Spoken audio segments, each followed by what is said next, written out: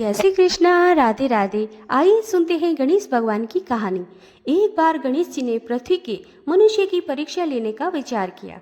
वह अपना रूप बदलकर पृथ्वी पर भ्रमण करने लगे। उन्होंने एक छोटे से बालक का रूप बना लिया।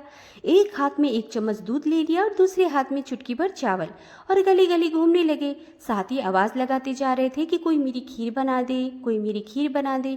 कोई उन पर ध्यान नहीं दे रहा था, बल्कि लोग उन पर हंस रहे थे। वह लगातार एक गांव से दूसरे गांव इसी तरह चक्कर लगाते हुए पुकारते रहे, पर किसी ने उनको खीर बनाने के लिए तैयार नहीं हुए। सुबह से शाम हो गई, वह लगातार घूम रहे थे। एक बुढ़िया माई थी, शाम के वक्त अपनी झोंपड़ी के बाहर बैठी हुई थी। तभी गणेश जी वहां से पुकारते हुए निकले कि कोई मेरी खीर बना दे, कोई मेरी खीर बना दे। बुढ़िया बहुत ही कोमल हृदय वाली थी। उसने कहा, बेटा मैं तेरी खीर बना देती हूँ। गणेश जी ने कहा, माई अपने घर में से दूध और चावल लेने का बर्तन लेके आओ। बुढ़िया ने एक कटोरी लेकर जब वह झोंपड़ी से बाहर आई, गणेश जी ने कहा, अपने घर का सबसे बड़ा बर्तन लाओ। बुढ़िया को थोड़ी झुंझुलाहट हुई। उसने कहा, चलो बच्चे का मन रख लेती हूँ। वह अंदर जाकर एक घर का बड़ा सा पतीला लेकर आई। गणेश जी ने चम्मच में से दूध निकालना उसके और अंदर डालना शुरू कर दिया। बुढ़िया के आश्चर्य की सीमा नहीं रही जब उसने देखा कि दूध का पूरा पतीला भर गया है। एक के बाद एक बर्तन बर्तन सारी झोंपड़ी से बाहर चले आए। उसमें सारे गणेश जी दूध भरते चले गए। इस तरह घर के सारे बर्तन दूध से लबालब भर गए। गणेश भगवान ने बुढ़िया माई से कहा, मैं स्नान करके आता हूँ, तब तक तुम मेरी खीर बना दो, मैं वापस आकर खा लूँगा। बुढ़िया ने पूछा कि मैं इतनी सारी खीर का क्या करूँगी। इस पर गणपति जी बोले कि सारे गांव को दावत दे दो। बुढ़िया ने बड़े प्यार से मन लगाकर खीर बनाई। खीर की भीनी भीनी मीठी मीठी खुशबू चारों दिशाओं में फैल गई। खीर बनाने के बाद में वह घर से बाहर जाकर सबको खाने का न्योता देने लगी। लोग उस पर हंस रहे थे कि बुढ़िया के घर में खाने को तो दाना नहीं है और सारे गांव को खीर खाने की दावत दे रही है।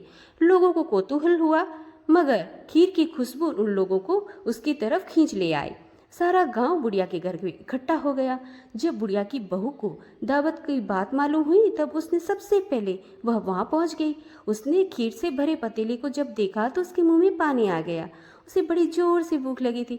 उसने एक कटोरी में खीर निकाली और दरवाजे के पीछे बैठकर गणेश भगवान का नाम लेकर उसने वहां पे थोड़ी सी खीर बाहर निकाल कर खीर खाने लग गई। तब गणेश भगवान ने वहां पर भोग लगा दिया। अब पूरे गांव को खाने की दावत देकर जब बुढ़िया घर आए तो उसने देखा कि बालक आ गया है। बुढ़िया ने कहा, बेटा खीर तैयार है, भोग लगा लो।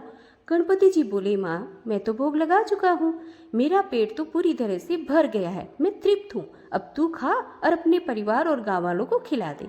बुढ़िया ने कहा कि यह तो बहुत ही ज्यादा है, सबका पेट भर जाएगा, इसके बाद भी यह बच जाएगी।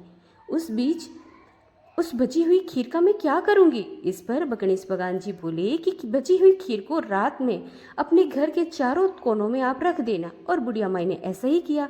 जब सारा गांव जी भर के खा चुका था, तब भी ढेर सारी खीर बच गई। उसने सभी पात्रों में अपने घर के चारों तरफ भर कर रख दिया और सुबह उठकर उसने देखा तो पतीले में खीर के स्थान पर हीरे जवाहरात मोती भर गए। वह बहुत खुश हुई, उसकी सारी दरिद्रता दूर हो गई, वह आराम से रहने लगी।